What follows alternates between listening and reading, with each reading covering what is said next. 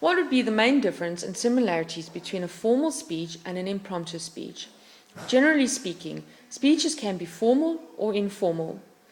Formal speech can be defined as informative, declamation, persuasive, motivational, or inspirational. Informative is written to provide interesting and useful information to increase the knowledge of your audience. Declamation is the interpretation of a non-original content, often taken from events in history or up-to-date magazine articles. Persuasive speech is to persuade people to change in some way. Motivational or inspirational speeches are to stimulate the audience to follow certain goals. A formal speech, for example, is a media release or a presentation. It usually has a specific topic on which a speaker is required to spend 5, 10, 15 minutes addressing an audience. Let's turn our attention now to impromptu speech. An impromptu speech is a speech that is not prepared. The speaker has no prior clue on what he or she is going to talk about. School speeches are an example, where students have to give a quick speech on a specific surprise topic.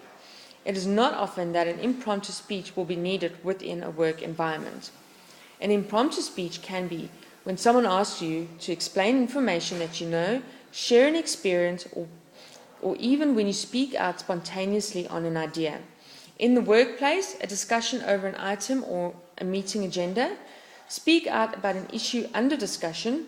Socially and at community meetings and gatherings, you give impromptu speeches. To share in experiences, speak up to praise someone, challenge a claim or suggestion made, add a voice to a conversation, discussion, or debate.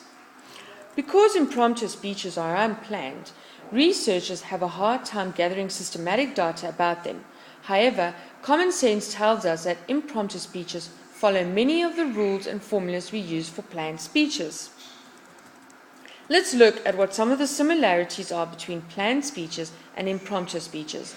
Like planned, impromptu speeches have an audience, so you will use your skills of audience analysis. Have a purpose, so you will have a central idea and a main point or points. Rely on accurate information, so you will develop your ideas using your knowledge, previous research, and expertise. Also use the various types of supporting evidence. Rely on effective reasoning, should avoid logical fallacies such as false cause and hasty generalizations, have introductions and conclusions, although they usually are single words or simple phrases rather than longer narratives, may use signposts and connectives to help you express your ideas and keep your audience involved. So, there you have it. There are many similarities between planned and impromptu speeches, but also many differences. The speaker must know and understand in what situation to use either formal or impromptu speech. Thank you for listening.